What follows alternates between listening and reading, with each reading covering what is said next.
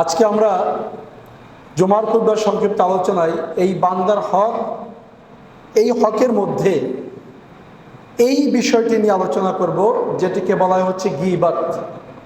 গীবাত নিয়ে আমরা আজকে সংক্ষিপ্ত আকারে আলোচনা করব ইনশাআল্লাহ। ওয়া মা তাওফীক ইল্লা বিল্লাহ, আলাইহি তাওয়াক্কালতু ওয়া ইলাইহি উনীব।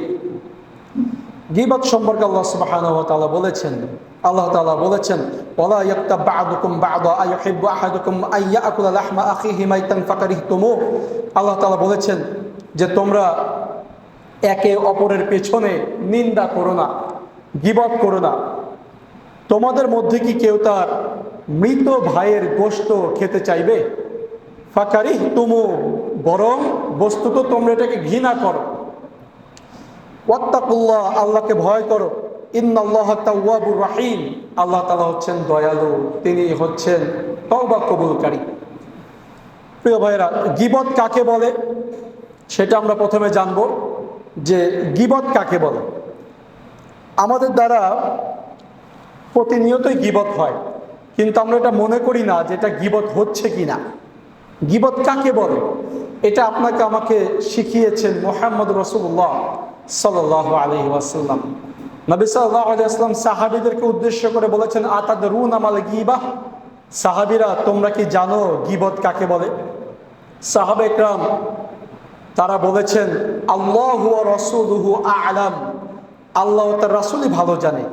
গীবত কাকে বলে এটা আল্লাহ ও তার রাসূলই ভালো জানে। রাসূল সাল্লাল্লাহু আলাইহি ওয়াসাল্লাম এরপরে বললেন যে যিকরুকা আখাকা বিমা ইয়াকরাহু, যে তুমি তোমার ভাই যেই কথাকে তার ব্যাপারে অপছন্দ করে তুমি যদি সেই কথা আরেকজনের নিকটে বলো, সেটা হচ্ছে গীবত। আপনার সম্পর্কে কোনো কথা যদি আপনি অপছন্দ করেন যে আমি আরেকজনের কাছে এটা বলবো, এটা আপনি অপছন্দ করেন, আপনি চান আপনার ওই কথাটা যেন আমি আরেকজনের কাছে না বলি, কিন্তু আমি যদি বলে বসি, সেটা গীবত হবে। এরপরে সাহাবা ইকরাম বললেন যে যদি আমার ওই ভাইয়ের মধ্যে ওই দোষটা আসলেই থাকে, তাহলে কি গীবত হবে?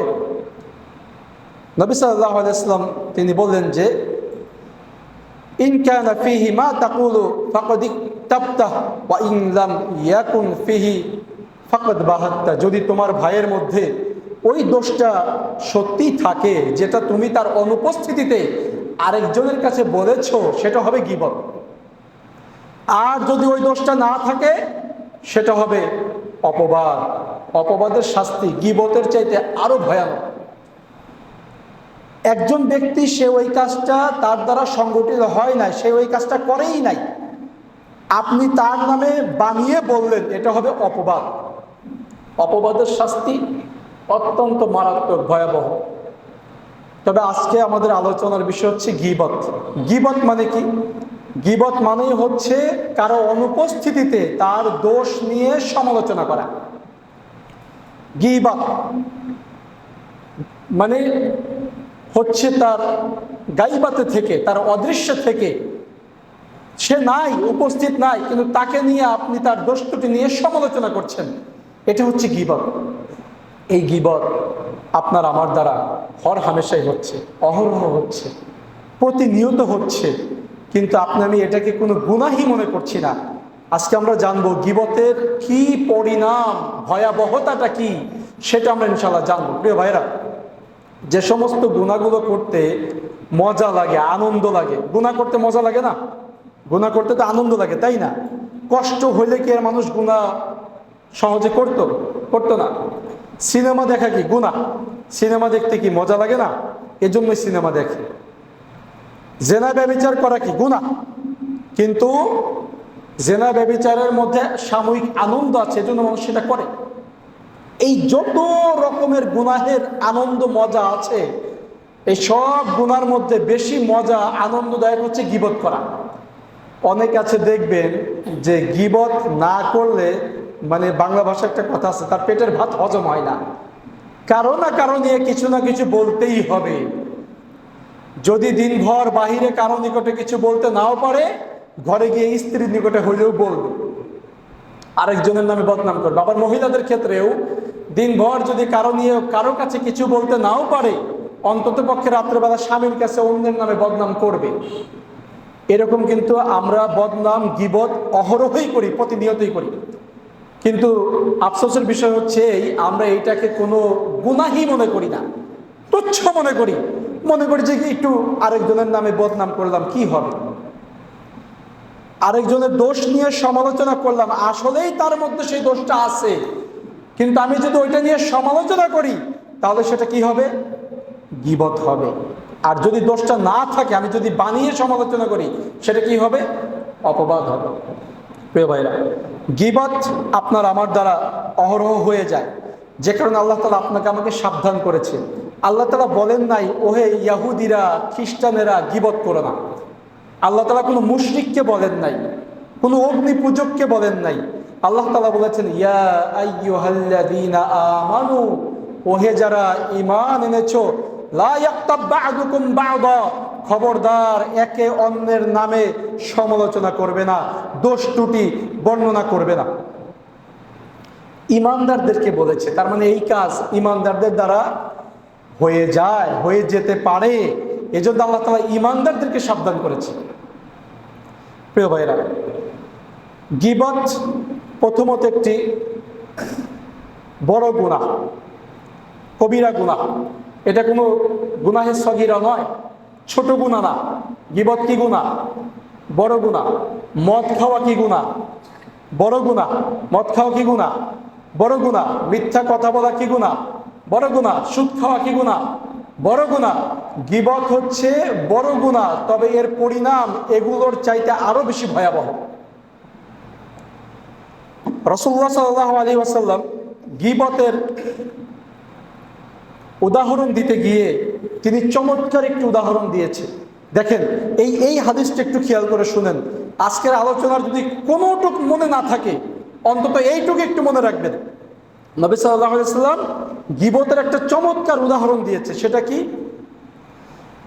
আয়েশা রাদিয়াল্লাহু আনহা তিনি একবার বলেছেন যে সাফিয়া রাদিয়াল্লাহু আনহাকে, সাফিয়া রাদিয়াল্লাহু আনহা তিনি নবী সাল্লাল্লাহু আলাইহি ওয়াসাল্লামের কি হন? স্ত্রী। আয়েশা রাদিয়াল্লাহু আনহাও নবী সাল্লাল্লাহু আলাইহি ওয়াসাল্লামের স্ত্রী, সাফিয়া রাদিয়াল্লাহু আনহাও তিনিও নবী সাল্লাল্লাহু আলাইহি ওয়াসাল্লামের স্ত্রী।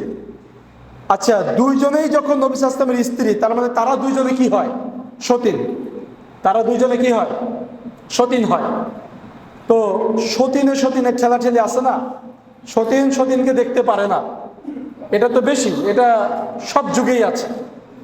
আয়েশা রাদিয়াল্লাহু আনহা তিনি সাফিয়া রাদিয়াল্লাহু আনহাকে উদ্দেশ্য করে বলছেন যে আন্নাহা কাসীরা, সে ছোট মহিলা, বেটে মহিলা।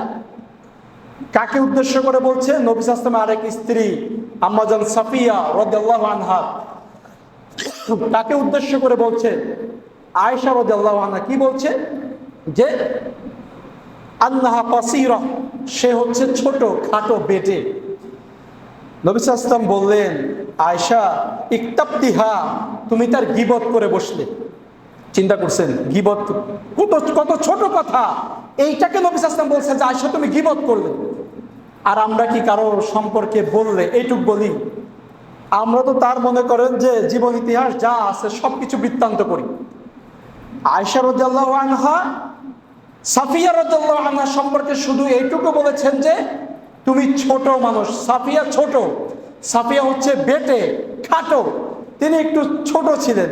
সেটা তার অনুপস্থিতিতে নবী সাল্লাল্লাহু আলাইহি ওয়াসাল্লামের নিকটে বলেছেন আয়েশা রাদিয়াল্লাহু আনহা। নবী সাল্লাল্লাহু আলাইহি ওয়াসাল্লাম বলেন যে আয়েশা তুমি তো গীবত করে বসলে। অন্য বর্ণনায় আছে নবী সাল্লাল্লাহু আলাইহি ওয়াসাল্লাম বলেন যে আয়েশা লাকাদ কুলতি কালিমাতান লা মুজিজাত বিমাইল বাহরি লা মাজাজাতহু, আয়েশা তুমি এমন একটা কথা বললে, এই কথা যদি সমুদ্রে মিশিয়ে দেওয়া হয় তাহলে সমুদ্রের রং পাল্টে যাবে, সমুদ্রের পানি নোংরা হয়ে যাবে। কি বলেছে? তিনি শুধুমাত্র এইটুকু বলেছে সাফিয়া রাদিয়াল্লাহু আনহার অনুপস্থিতিতে যে সাফিয়া একটা ছোট মহিলা, খাটো মহিলা। নবী সাল্লাল্লাহু আলাইহি ওয়াসাল্লাম বললেন যে আয়েশা তুমি এত মারাত্মক একটা কথা বলে ফেলেছো, একটা কথা বলেছো, এই কথাটাকে যদি সমুদ্রের পানিতে মিশিয়ে দেওয়া যেত, সমুদ্রের পানির রং পাল্টে তা নোংরা হয়ে যেত। সমুদ্র মানে কি? এক গ্লাস পানি? সমুদ্র মানে যেই পানির কোনো কুল কিনারা নাই, যেই পানি আপনি কোনো ওজন করতে পারবেন না, যেই সমুদ্রকে আপনি নিজে অতিক্রম করতে পারবেন না, যেই সমুদ্রের আপনি কোনো কিনারা খুঁজে পাবেন না, এই সমুদ্রের এত বিশাল সমুদ্র, শুধুমাত্র ছোট্ট এই কথাটুকু, গীবতটুকু যদি ছেড়ে দেওয়া হয়, সমুদ্রের রংটাকে পাল্টে যাবে। যদি ছেড়ে দেওয়া যেত তাহলে সমুদ্র পানি নোংরা হয়ে যেত। আমরা কত বিশাল বড় বড় গীবত করে বসি, সেই ক্ষেত্রে পৃথিবীর সমস্ত সমুদ্রের পানি নোংরা হয়ে যাওয়ার কথা আমাদের গীবতের দ্বারা। আমাদের দ্বারা ঘরে বাহিরে, দোকানে, হাটে, বাজারে, উঠতে বসতে অন্য ভাইয়ের সম্পর্কে গীবত সমালোচনা হয়ে যায়। আমরা কিন্তু সমালোচনা করে বসি। তো এক নম্বর কথা হচ্ছে, গীবত একটি বড় গুনাহ, একটি কবিরা গুনাহ, ছোট কথা নয়, বড় ধরনের কথা। তো এই হাদিস সম্পর্কে মুহাদ্দিসিন ইকরামদের ব্যাখ্যা রয়েছে। ইমাম নববী রাহিমাহুল্লাহ তিনি বলেন, এই হাদিসটি পরনিন্দার ব্যাপারে সবচাইতে বড় একটা ধমকের অন্যতম একটি হাদিস। কারো গীবত করা সম্পর্কে একটা ধমক দেওয়ার হাদিস।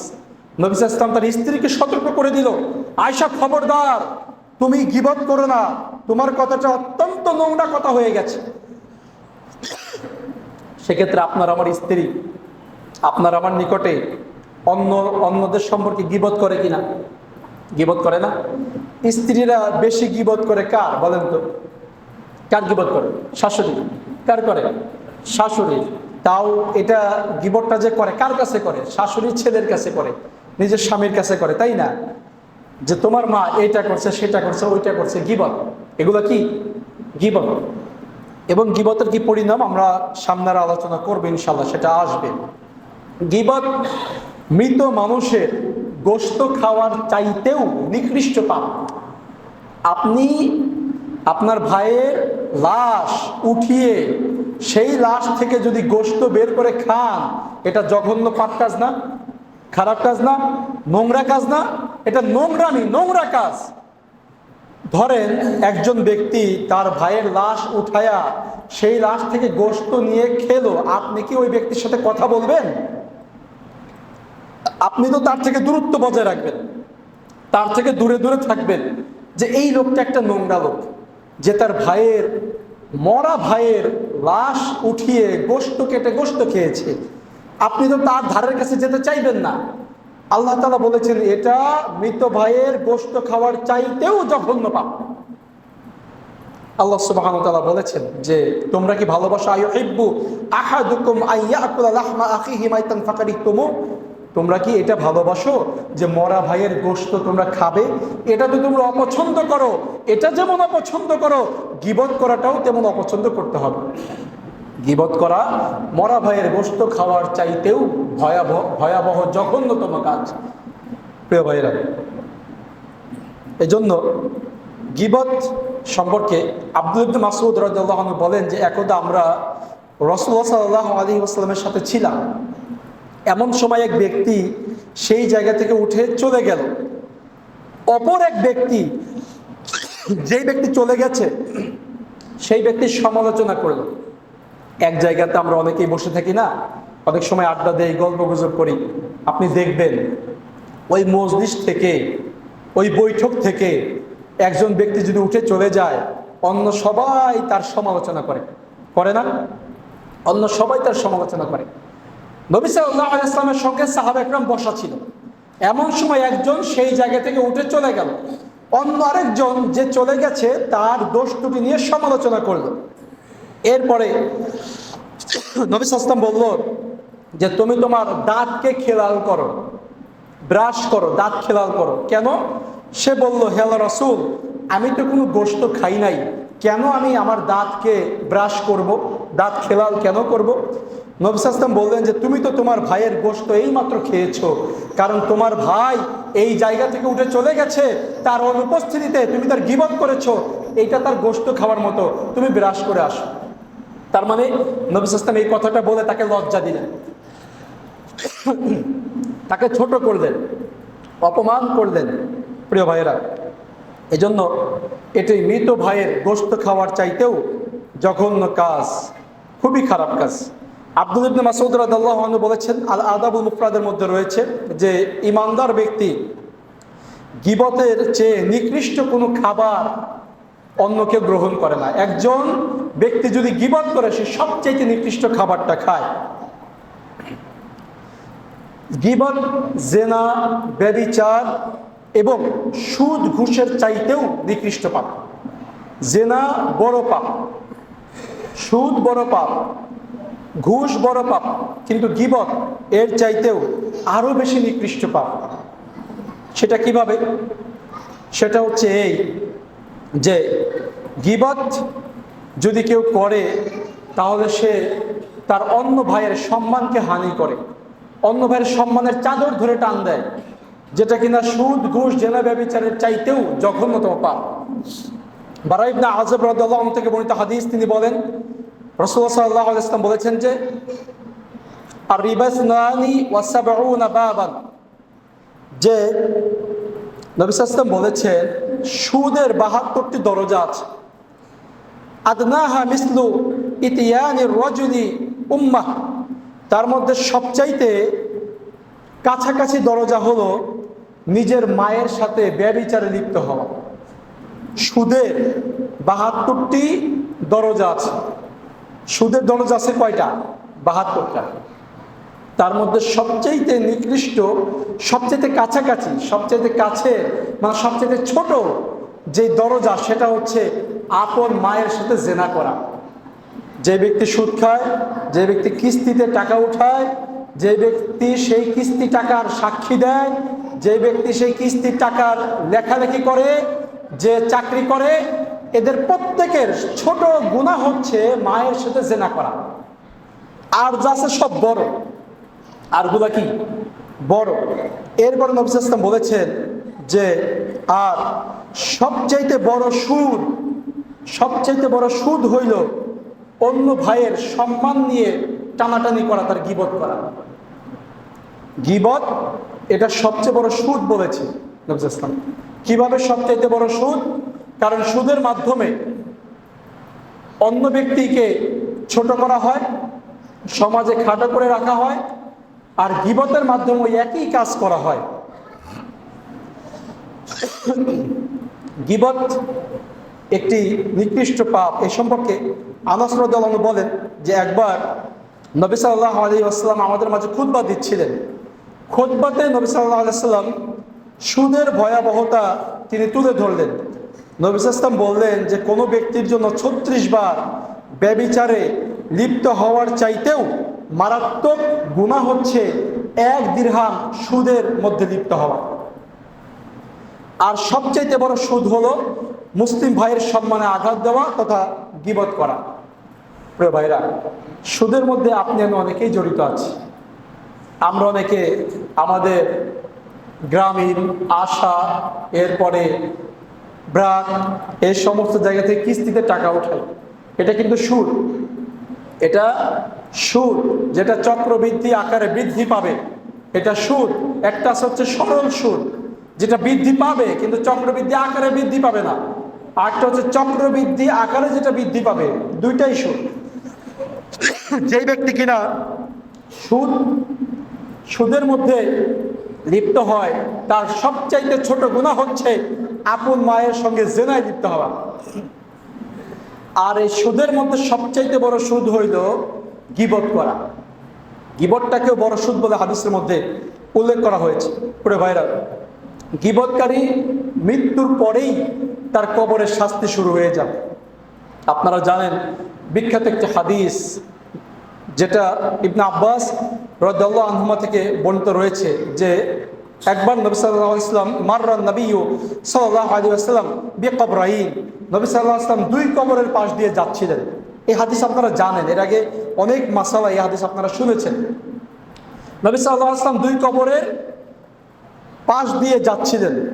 এমন সময় তিনি বললেন যে এই 2 কবরে শাস্তি দেওয়া হচ্ছে, তবে এদেরকে কোনো বড় কারণে শাস্তি দেওয়া হচ্ছে না, ছোটখাটো কারণেই শাস্তি দেওয়া হচ্ছে।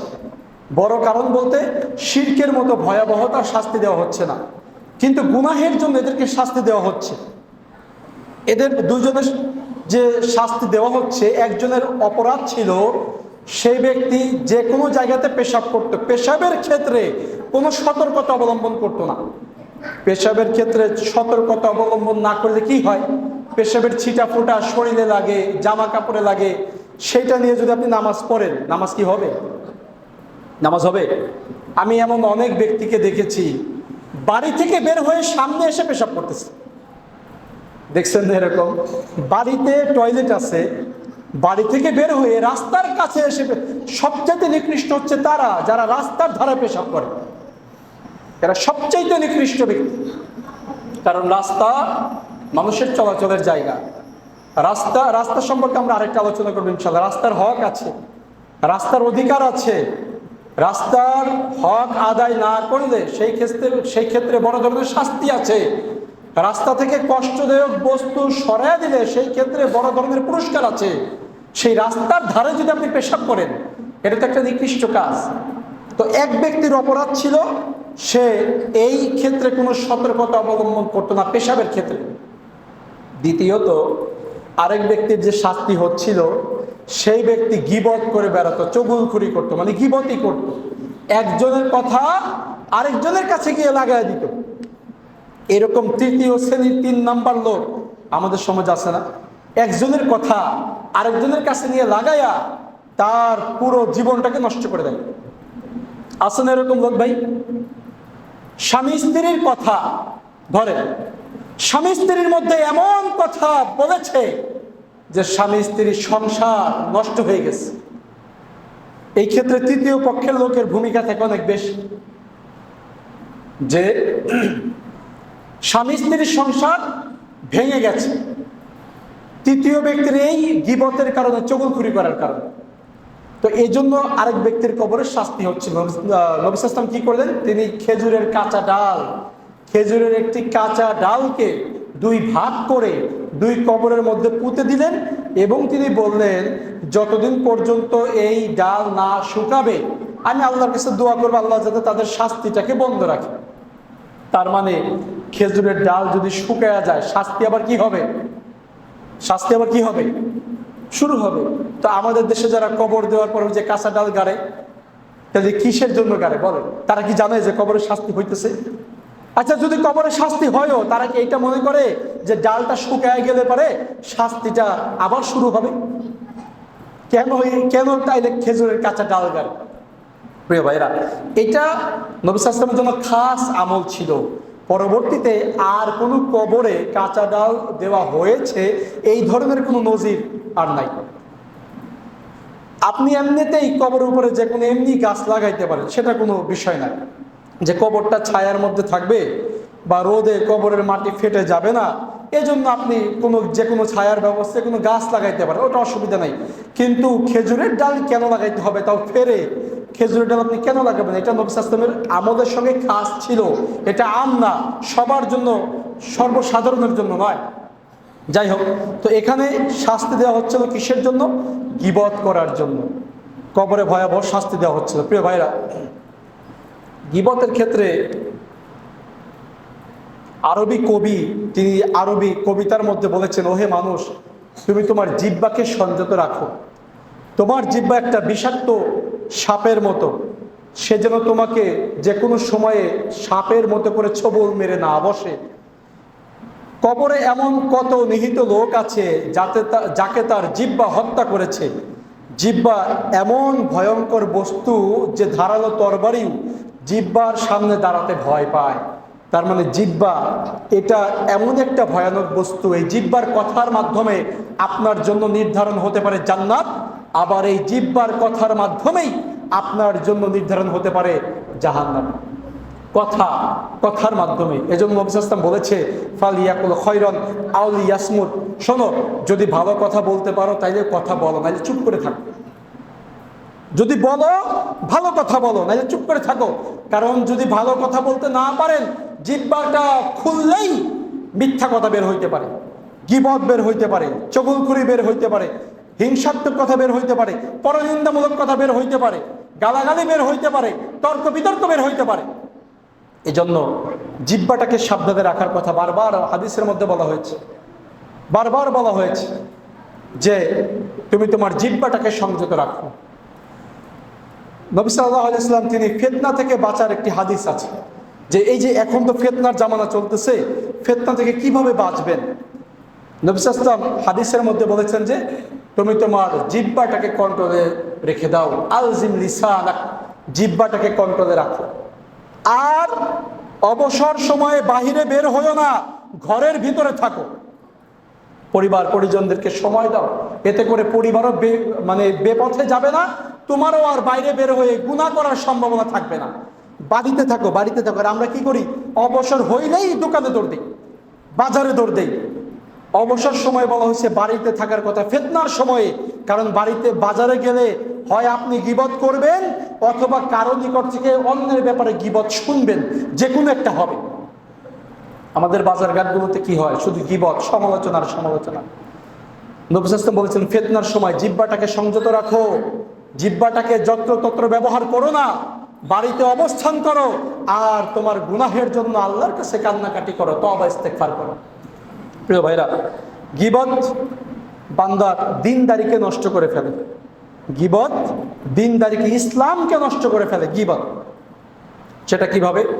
সেটা হচ্ছে যে ওসামা ইবনে শারিক রাদিয়াল্লাহু আনহু বলেন যে আমি উপস্থিত থাকা অবস্থায় বেদুইনরা নবী সাল্লাল্লাহু আলাইহি ওয়াসাল্লামকে জিজ্ঞাসা করলো যে আলাইনা হারাজুন ফি কাদা, আলাইনা হারাজুন ফি কাদা, আমাদের কি এই এই জিনিসে গুনাহ হবে?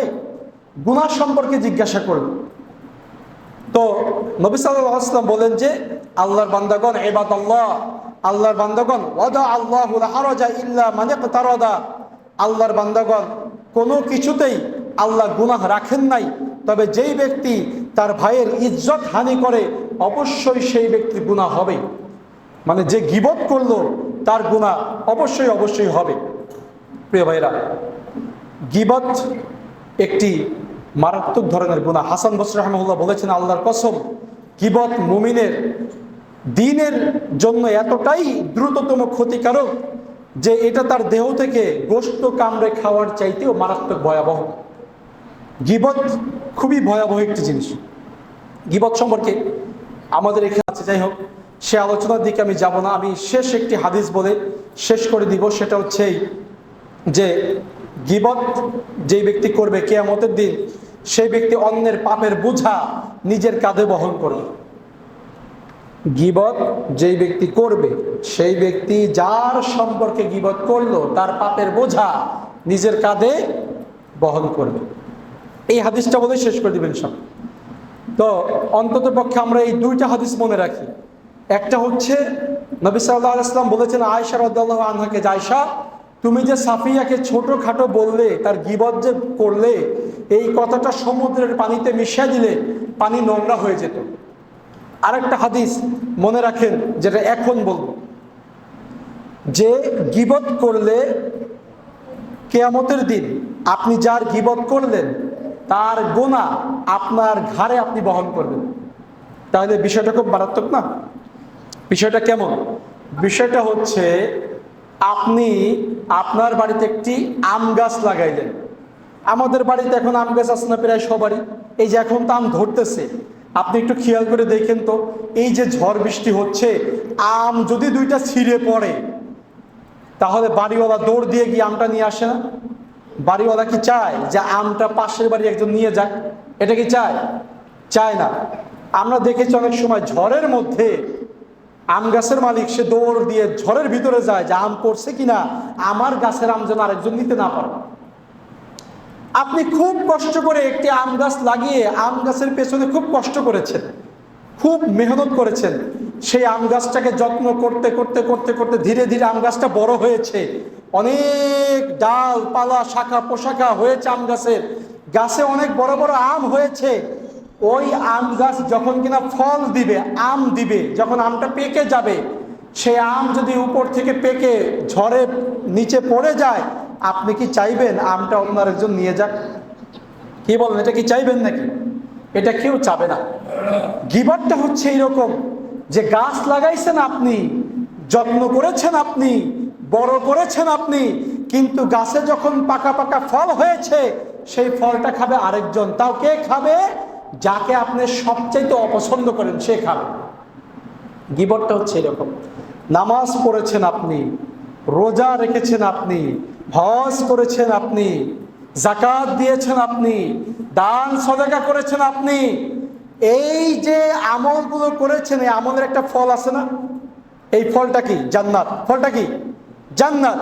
কিয়ামতের দিন আপনার এই নামাজ, রোজা, হজ, যাকাত, নফল ফরজ দিয়ে জান্নাত পাওয়ার কথা, কিন্তু আপনি ওই যে গীবত করছিলেন, যার গীবতটা করেছেন, আপনার এই সব আমল ওই লোকে নিয়ে নিবে। তাহলে গীবতটা খুব মজার জিনিস না? আপনি যাকে অপছন্দ করেন সে আপনার আমল নিয়ে নিবে।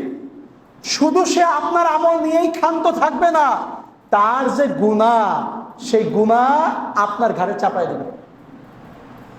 প্রিয় ভাইয়েরা, তাহলে বলেন গীবত কি করা যাবে? গীবত করা যাবে? নামাজে যদি একটু ভুল ত্রুটি হয়, রোজায় যদি একটু ভুল ত্রুটি হয়, হজে যদি একটু ভুল ত্রুটি হয়, তারপরে আপনি যতটুকু আমল করেছেন সেটা আপনার থাকবে। কিন্তু যদি গীবত করেন, আপনার আমল যদি সব সঠিকও হয়, আপনার কি আর থাকবে? থাকবে না। আপনার সহি সহি আমল, পাকা পাকা ফল সব ওই ব্যক্তি নিয়ে যাবে। এই ক্ষেত্রে একটি চমৎকার হাদিস রয়েছে প্রিয় ভাইরা। হাদিসটা হচ্ছে এই, নবী সাল্লাল্লাহু আলাইহি ওয়াসাল্লাম বলেছেন যে আতাদরুনা মাল মুফলিস, তোমরা কি জানো নিঃস্বকে? নিঃস্ব, নিঃস্ব, মিসকিন, নিঃস্ব, যার সহায় সম্বল কিচ্ছু নাই। আপনারা বলেন তো নিঃস্বকে? যার টাকা পয়সা নেই, যার বাড়ি নাই, যে ভিক্ষা করে করে মানুষের দাঁড়ে দাঁড়ে চেয়ে চেয়ে বেড়ায়, সেই ব্যক্তি হচ্ছে কি? নিঃস্ব। মুফলিস মানে নিঃস্ব ব্যক্তি। সাহাবা একরাম বললেন যে আল মুফলিসু ফিনা মান লা দিরহামা লাহু ওয়ালা মাতা। হে আল্লাহর রাসূল, আমাদের মধ্যে মুফলিস হচ্ছে, নিঃস্ব হচ্ছে ওই ব্যক্তি যার কাছে কোনো টাকা পয়সা, কোনো আসবাবপত্র, ফার্নিচার নাই, সেই ব্যক্তি হচ্ছে নিঃস্ব ব্যক্তি। নবী সাল্লাল্লাহু আলাইহি ওয়াসাল্লাম বলেন যে ইন্নাল মুফলিসা মিন উম্মতি ইয়াতি ইয়াউমাল কিয়ামাতি বিসসালাতিন ওয়া সিয়ামিন ওয়া যাকাতিন। শোনো শোনো, নিঃস্ব হচ্ছে আমার উম্মতের মধ্যে ওই ব্যক্তি যে কিনা কিয়ামতের দিন আল্লাহ তাআলার দরবারে নামাজ নিয়ে হাজির হবে, রোজা নিয়ে হাজির হবে, যাকাত নিয়ে হাজির হবে, অথচ ওয়ায়াতি কদ শাতামা হাদা কদ শাতামা হাদা ওয়া কযাফা হাদা ওয়া আকালা মালা হাদা ওয়া সাফাকা দামা হাদা ওয়া দরাবা হাদা ফায়ুতা হাদা মিন হাসানাতিহি। নবী সাল্লাল্লাহু আলাইহি ওয়াসাল্লাম বলেছেন যে কিনা কিয়ামতের দিন নামাজ নিয়ে হাজির হয়েছে, রোজা নিয়ে হাজির হয়েছে, যাকাতের মতো আমল নিয়ে হাজির হয়েছে, কিন্তু সেই ব্যক্তি, অথচ সেই ব্যক্তি এমন অবস্থায় আসবে যে সে দুনিয়াতে একজনকে গালি দিয়েছিল। কি দিয়েছিল? গালি দিয়েছিল, একজনকে অপবাদ দিয়েছিল, একজনের সম্পদ আত্মসাৎ করেছিল। দুনিয়াতে আমরা একজন আরেকজনের সম্পদ আত্মসাৎ করি না? সুবহানাল্লাহ। 1 বিঘত জমি যদি নিতে পারি, নিজের বিশাল বড় বিজয়ী মনে করি। কিয়ামতের দিন অবস্থা কি হবে? হয়তো দুনিয়ায় কাউকে গালি দিছিল, অথবা কাউকে অপবাদ দিয়েছিল, অথবা কারো সম্পদ আত্মসাৎ করেছিল, অথবা কাউকে হত্যা করেছিল, মেরেছিল, কাউকে পিটিয়েছিল, মার দিয়েছিল। মার দেওয়া 2 ধরনের হইতে পারে। একটা হচ্ছে নিজে সরাসরি মার দেওয়া, আর একটা হচ্ছে লোকজনকে ভাড়া করে মার দেওয়া। এখন তো 2 রকমই হয়, তাই না? এখন তো লোক ভাড়া করে আরেকজনকে পিটায়, মার দেয়। তো আরেকজনকে মার দিয়েছিল, এরকম যদি হয় তাহলে কি হবে? ওয়াহাদা মিন হাসানাতিহি ফাইন ফানিয়াত হাসানাতুহু ক্বাবলা আন ইউকদামা আলাইহি উখিদা মিন খাতায়াহুম ফাতুরিহাত আলাইহি। কত ভয়াবহ কথা প্রিয় ভাইরা। এই যে কারো গীবত করছে, কাউকে গালি দিছে, কাউকে মেরেছে, কারো জমি আত্মসাৎ করেছে, এই লোকেরা ওই ব্যক্তির কাছে আসবে। কার কাছে আসবে? যার কাছে নামাজ আছে, রোজা আছে, যাকাত আছে, ভালো ভালো আমল আছে। এসে এসে বলবে যে আমাকে না গালি দিছে না, তোমার ওই ভালো আমলটা আমি নিয়ে নেব। আরেকজন এসে বলবে আমাকে আমার নামে গীবত করছিলা, তোমার ওই ভালো আমলটা আমি নিয়ে নেব। আরেকজন এসে বলবে যে আমার জমি আত্মসাৎ করছিলা, তোমার ওই আমলটা আমি নিয়ে নেব। এইভাবে নিতে নিতে দেখা যাবে যে ওই লোকের কাছে আর কোনো ভালো আমল নাই। তার নামাজ, রোজা, হজ, যাকাত, নফল ফরজ সব শেষ হয়ে গেছে। এখন কি আছে? এখন তার কাছে যেটা আছে সেটা হচ্ছে তার নিজের কিছু গুনাহ আছে।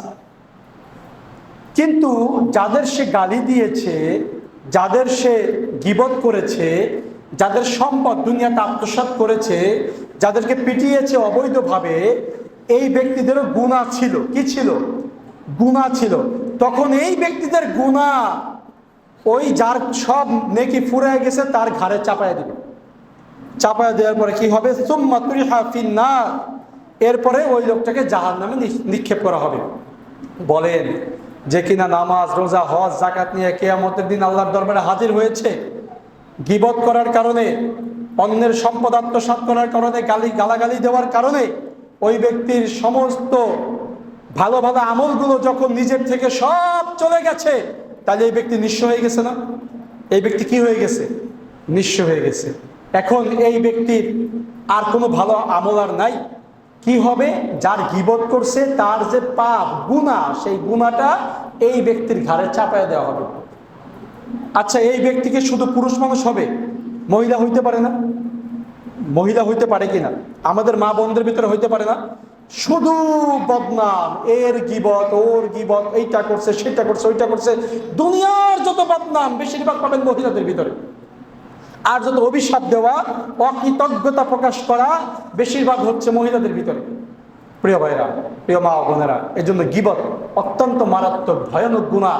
গাছ লাগাবেন আপনি, আমল করবেন আপনি, কষ্ট করে তাহাজ্জুদ করবেন আপনি, সেটার ফল ভোগ করবে ওই ব্যক্তি যার আপনি গীবত করেছেন। আল্লাহ সুবহানাহু ওয়া তাআলা আমাদেরকে আলোচনা থেকে বোঝা এবং যাবতীয় গীবত থেকে নিজেদেরকে হেফাজতের তৌফিক দান করুন। আমরা আগামী জুমা ইনশাআল্লাহ এই বিষয়ে জানবো যে কোন কোন গীবত করা বৈধ এবং গীবত থেকে বেঁচে থাকার উপায় কি। ইনশাআল্লাহ আল্লাহ সুবহানাহু ওয়া তাআলা আমাদেরকে গীবত থেকে বিরত থাকার তৌফিক দান করুন। আল্লাহুম্মা আমিন। ওয়া আখির দাওয়ানা আনিল হামদুলিল্লাহি রাব্বিল আলামিন।